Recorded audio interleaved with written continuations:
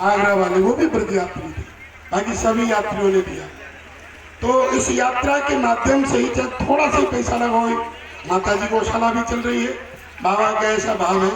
बाबा के ऐसे कई मतलब कार्यों में एक बहुत विशेष महत्वपूर्ण कार्य है। पूज्य बाबा ने कई बार ऐसा भी कहा है कि ये हमारा जीवन अब किसी काम का नहीं है अगर जमुना अविरल और निर्मल ब्रज में नहीं बहती है। अभी बीच में हमने विश्राम घाट पर पहुंच के कहा था कि हम अभी इस समय ही हम यमुना जी में अपने प्राण दे देंगे। और बाबा के सभी कार्यों को श्री जी जो जगत जननी है, किशोरी जी है, लाडली जी है, बरसाना में विराजमान है, पूरा करती है, परीक्षा लेती है। 3 आंदोलन बहुत बड़े हो चुके हैं। उस समय किसी कारणवश जन जागृति तो हुई पूरे विश्व भर में, क्योंकि बाहर भी प्रचार हुआ, पर यमुना ब्रज में नहीं आई। अभी ऐसा लग रहा है कुछ संगठन मीडिया से जुड़े हुए हैं, सामाजिक वैसे जुड़े हुए हैं, या छोटे छोटे संगठन हैं, वो दिल्ली में बड़े लेवल पर कार्य कर रहे हैं, जिनमें से एक पत्रकारों का ग्रुप है। कल यहाँ आए भी थे। अभी पूज्य राजेंद्र दास जी महाराज की जब कथा चल रही थी यात्रा से पूर्व माता जी गौशाला में, तो वो राजेंद्र दास जी से महाराज से मिलने आए थे। दिल्ली में 2022 में उन्हें यमुना छठ के दिन यमुना घाट पर लगभग 50,000 लोगों की मानव श्रृंखला बनाकर उन्होंने विरोध प्रदर्शन किया था। अब इस समय वो, क्योंकि साधारण पत्रकार है और पूर्वांचल के लोग ज्यादा हैं, और उन्हें अपना बहुत अच्छा कार्य किया है। और हम लोग भी इधर से मान मंदिर की तरफ से या ब्रज में पूज्य श्री पंकज बाबा, अन्य जो लोग भी हैं वृंदावन के साधु संत, सब इधर से जोर लगाएंगे, वो दिल्ली की तरफ से लगाएंगे। तो पूरी संभावना है कि पूज्य बाबा महाराज के संकल्प के प्रभाव से यमुना जी जल्दी अविरल और निर्मल ब्रज में बहेंगी। उसके लिए प्रत्येक यात्री का कई बार हम लोगों ने फॉर्म भी भरवाए थे। आपके सभी के आधार कार्ड और वर्तमान के नंबर हमारे पास में है, जो रजिस्ट्रेशन के वक्त लिए थे। हम एक ग्रुप बनाएंगे, या तो अपने ब्रज यात्री या ऐसा कुछ करके, जिसमें आपको आंदोलन संबंधी सूचना आपके पास पहुंचती रहेगी। वो व्यक्ति साधारण व्यक्ति है और खर्चा आता ही बिना अर्थ के कुछ नहीं होता। तो उनके मन में भी ऐसा भाव था कि ब्रज यात्री, क्योंकि एक एक यात्री ऋषि है।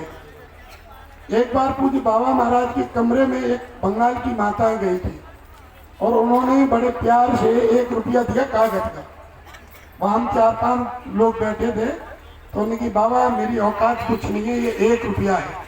बाबा ने कही थी चिंता मत करे, ये तेरा 1 रुपया 1 लाख के बराबर है। तो आपका 1 रुपया भी, उन्होंने भी कहा था रवि तिवारी जी ने, मैं कुछ धन मांगने नहीं आया हूँ आपसे, आपका समर्थन मांगने आया हूँ रुपये के रूप में। तो कल उन्होंने, कुछ लोगों ने, करीब 300-400 लोगों ने दिया। आज भी अगर कोई यमुना आंदोलन में आपका योगदान देना चाह रहे हो रवि जी के लिए, मान मंदिर सेवा संस्थान नहीं ले रहा है, मान मंदिर सेवा संस्थान उनके समर्थन में है। जो कुछ आएगा नरसिंह बाबा को आप दे दीजिए, वो जब भी आएंगे रवि जी तक पहुंचाया जाएगा, वो आपका योगदान रहेगा। प्रमुख योगदान आपका रहेगा वो जब हम सूचना देंगे, तब आप 1-1, 2-2 आदमी अपनी घर से लेकर आओगे। उसकी समय रहेगा, स्थान रहेगा, आवश्यकता पड़ी तो। अन्यथा एक मिस कॉल नंबर चलेगा, आप अधिक से अधिक उस पर मिस कॉल दबाना, वो समर्थन बोला जाएगा जमुना आंदोलन का।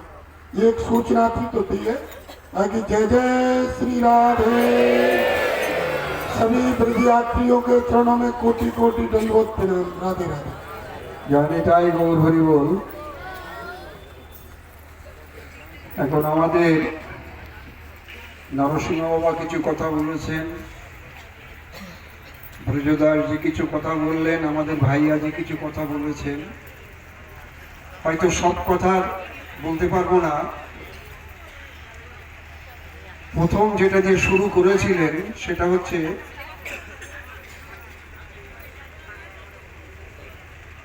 আমাদের বাংলা একটা কথা আছে, যেই জন কৃষ্ণ ভজে সে বড় চতুর। যেই জন কৃষ্ণ ভজে সে বড় চতুর। शिरादे अभी स्वयं सेवक एक बूंदी की थैली दे रहे हैं। वो थैली बाल भोग के लिए नहीं है। आप यहाँ से जाओगे तो लोग पूछेंगे क्या लेके आए। पहले प्रसाद का बहुत महत्व रहता है। वो यात्रा के प्रसाद के रूप में बूंदी है थैली में, उसको आप अपने परिवारजनों के लिए लेके जाएं। वो आपके पास स्वयं सेवक पहुँचा रहे हैं। वो सुबह बाल भोग में ना लेके उसको घर लेके जाए बस। হ্যাঁ, তো আমাদের এই যাত্রাটা রাধারানী বোঝযাত্রা, এটা নিঃশুল্ক। সবাই জানেন কোনো শুল্ক নেই। কিন্তু ওই যে বললাম যেই জন কৃষ্ণ ভজে সে বড় চতুর, এখন বাবা মহারাজের মতন একজন মহাপুরুষ একটা যাত্রা শুরু করলেন 1988-তে। কোনো শুল্ক নেই, নিজের নাম ওর মধ্যে নেই। দেখবেন হাজার হাজার পর্চা বেরোয়, কোথাও রমেশ বাবা মহারাজ কিংবা কোনো নাম নেই, শুধু রাধারানী বোঝযাত্রা। তাহলে এই যে শুরুটা করলেন, এই জোরটা উনি পেলেন কোথায়? এর পিছনে লুকিয়ে আছে, যত জায়গায় আমি এই পরিক্রমা করেছি, নবদ্বীপেও পরিক্রমা করেছি, এখানে ব্রজে আরও পরিক্রমা বেরোয় করেছি, কিন্তু 24 ঘন্টা হরির নাম এবং হরির নামের এত মাহাত্ম্য, সংকীর্তনের এত মাহাত্ম্য কিন্তু এখানে। আমাদের এই যাত্রায় যদি এই হরির নাম না থাকে তাহলে এর কোনো রস থাকবে না, এর কোনো আনন্দ থাকবে না, এর কোনো উৎসব কিছু থাকবে না। তো আমি যখন প্রথম এসেছিলাম তখনই শুনেছিলাম আদি উদ্রিতে বসে, আমার কথাটা কানে গেছিল যে এখানকার একটাই মাত্র শুল্ক, সেটা কি নিঃশুল্ক বলা হচ্ছে, আবার একটা শুল্ক। কথাটা মানেটা কি? আমরা শুল্ক মানেই মনে করি অর্থ, কিন্তু এখানে অর্থের কোনো প্রাধান্য দেওয়া হলো না। শুধু বলা হলো যখন আপনি যাত্রা করবেন তখন হয় মৌন থাকুন, আর না হলে হরির নাম জপ করুন, কৃষ্ণ নাম জপ করুন। তো আমাদের এখান থেকে যাওয়ার পরে একটাই প্রার্থনা সবাই করেছেন, দেখছেন, খেয়াল করেছেন, হাজার হাজার গ্রামে প্রভাত ফেরি চলছে। আমাদের মহাপ্রভু এই কথা বলেছেন। কি বলেছেন? কলিযুগের ধর্ম হয় নাম সংকীর্তন, কৃষ্ণ শক্তি বিনা নয় এর প্রবর্তন। তা কলিযুগের একমাত্র ধর্ম হচ্ছে নাম সংকীর্তন। এরা সবাই অনুরোধ করছেন যে আপনারা এই সংকল্প করে যান। যেমন আমাদের ভাইয়াজি বললেন, শুধু হাত উঁচু করলে হবে না, এই সংকল্প নিন যে আমি বাড়িতে গিয়ে অন্তত আমার বাড়িতে বসে ঠাকুরের সামনে বসে 8 ঘন্টা বা 20 মিনিট হরির নাম করব। যদি সম্ভব হয় আপনি আপনার পাড়াতে 10 মিনিট, 20 মিনিট, 8 ঘন্টা যেটুখানি পারেন একটু নগর সংকীর্তন করুন, যাকে বলা হয় প্রভাত ফেরি। এখন অনেকে বলেন যে বাবা আমাদের ওখানে সব বহির্মুখ, কেউ হরির নাম করতে চায় না, কেউ বেরোতে চায় না। আমাদের রবীন্দ্রনাথ ঠাকুর একটা কথা বলেছেন, যদি কেউ ডাক শুনে তোর না আসে তবে একলা চলো রে। তা সব কাজই তো আমরা একলা করতে পারি, খেতে পারি একা, জন্মালাম একা, মরবো একা, সবই একা। তাহলে হরির নামের সময় আমি একা অন্তত 10টা মিনিট হাতে তালি দিয়ে কিংবা একটা করতাল নিয়ে আমাদের পাড়াতে হরির নাম করবো। এটাই এখানকার দক্ষিণা। আর কোনো দক্ষিণা আমাদের মানবিহারী লাল, আমাদের রাধারানী বোঝযাত্রা আশা করে না। শুধু আপনারা এই সংকল্প নিয়ে যান যে আমি বাড়িতে গিয়ে কেউ না বেরোলেও অন্তত 10-20 মিনিট আমার পাড়াতে একটু হরির নাম করব, সবাইকে একটু হরির নাম শোনাবো। এই জন্যে আমাদের একটা, এখানেও আমি বাবা মহারাজের মুখ থেকে বারবার শুনেছি, আমাদের বাংলারই একটা কোটেশন, সেটা হচ্ছে জপিলেশে কৃষ্ণ নাম। যারা জপ করছেন, জপিলেশে কৃষ্ণ নাম আপনিশে তরে, উচ্চ সংকীর্তনে পর উপকার করে। পশু পক্ষী কীট আদি বলিতে না পারে, শুনিলেই কৃষ্ণ নাম তারা সব তরে। অতএব উচ্চ করি কীর্তন করিলে শতগুণ ফল হয়, সর্বশাস্ত্রে বলে। সুতরাং সবাই প্রার্থনা করছেন আপনাদের কাছে, আমিও করছি। বাংলাতে 41,996টা গ্রাম, বাংলা পশ্চিমবাংলার কথা বলছি, 41,996টা গ্রাম। তার অনেক অনেক গ্রামে আমার যাওয়ার সৌভাগ্য হয়েছে এই প্রভাত ফেরির কারণে। হাতে পায়ে ধরে নিত্যানন্দ প্রভু হাতে পায়ে ধরেছেন, জীবেকে বলেছেন, এত বলি নিত্যানন্দ ঘুমে গড়ি যায়, ওই যে কীর্তনটা। তো আমিও আপনাদের কাছে অনুরোধ করব, আমাদের এখানকার যত কর্মকর্তা তারাও অনুরোধ করছেন, আপনারা বাড়িতে গিয়ে এখানকার দক্ষিণাভাবে অন্তত 10 মিনিট হোক 20 মিনিট হোক একটু নগর সংকীর্তন করবেন, প্রভাত ফেরি করবেন। এটাই আমাদের আপনাদের দক্ষিণা দেওয়া হবে।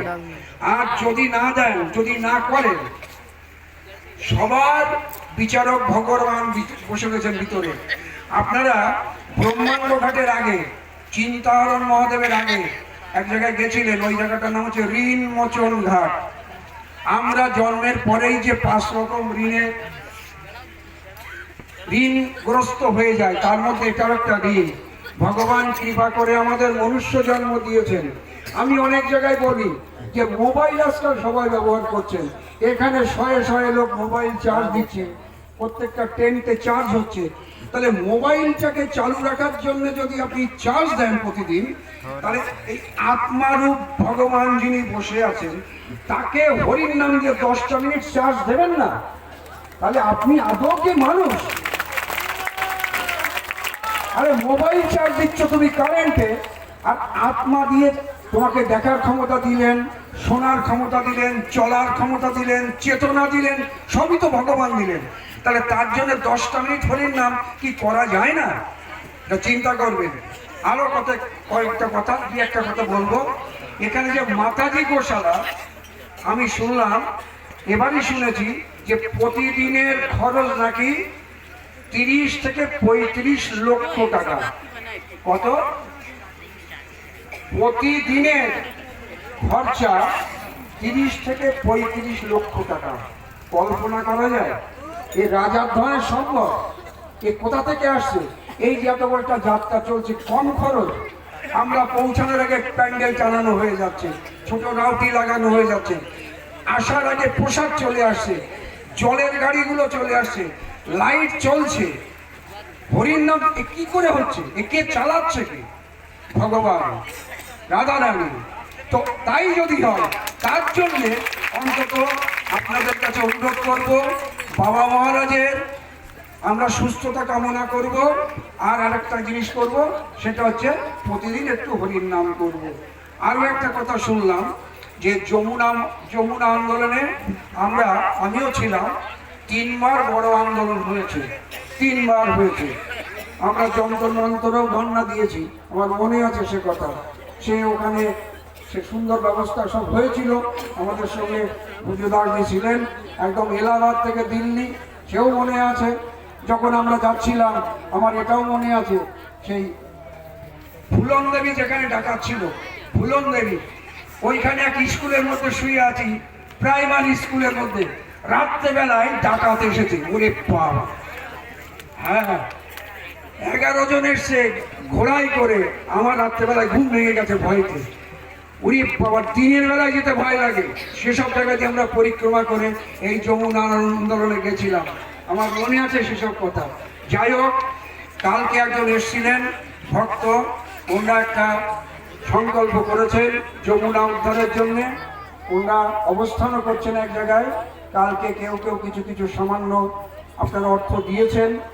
আর এখানে আমাদের এই অনুষ্ঠান শেষ হয়ে যাওয়ার পরে এখানে আমাদের নরসিংহ বাবা বসছেন, 1 টাকা করে হলেও দেবেন। কত? 1 টাকা হলেও দেবেন। কারণ এই 1 টাকা হচ্ছে আপনাদের একটা আশীর্বাদ তাদের, যাতে যমুনা স্বচ্ছভাবে আমাদের দিকে আসে, সেই আন্দোলনটা চলতে পারে। আমার কথাটা বলে বুঝতে পেরেছেন? হ্যাঁ, তো বারবারই বলছি, যারা ঘরে বসে মান মন্দিরের সঙ্গে যুক্ত হতে চান, 2-3 রকমের ব্যবস্থা আছে। হোয়াটসঅ্যাপে আপনার নাম্বার দিতে পারেন, ফেসবুকে আছে মানিনী অ্যাপ, ওতে যোগাযোগ করতে পারেন, যেটা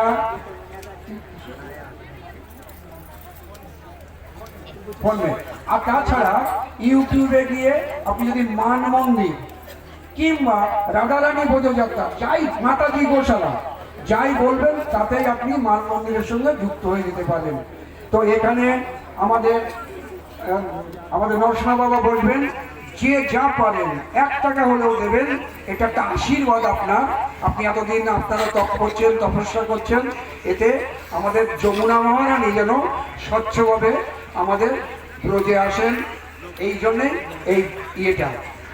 আর একবার জয়ধ্বনি উলুধ্বনি দিয়ে আমরা শেষ করবো, তারপরে কীর্তন। জয় জয় নিতাই গৌর, সীতারাম হরি বল।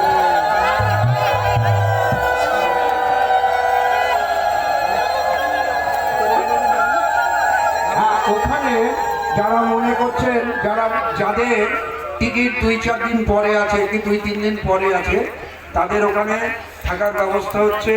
ওখানে পুরো টেন্ট লাগছে, সুতরাং চিন্তার কোনো কারণ নেই। আর শোনেন, আমি একটা কথা বলে দিই, আমাদের এতদিনের অভিজ্ঞতা, এখানে যারা কর্মকর্তা আছে ব্রজবাসীদের, তাদের পুজোযাত্রীদের তারা ভগবান মতন মানেন। আপনার প্রত্যেকটা অসুবিধা আপনারা ওকে দর্শন করবেন, আপনাদের কোনো অসুবিধা হবে না, আপনারা থাকবেন, প্রসাদ পাবেন, সব ব্যবস্থা আছে। জয় নিতাই গৌর হরি বল। কীর্তন কীর্তন।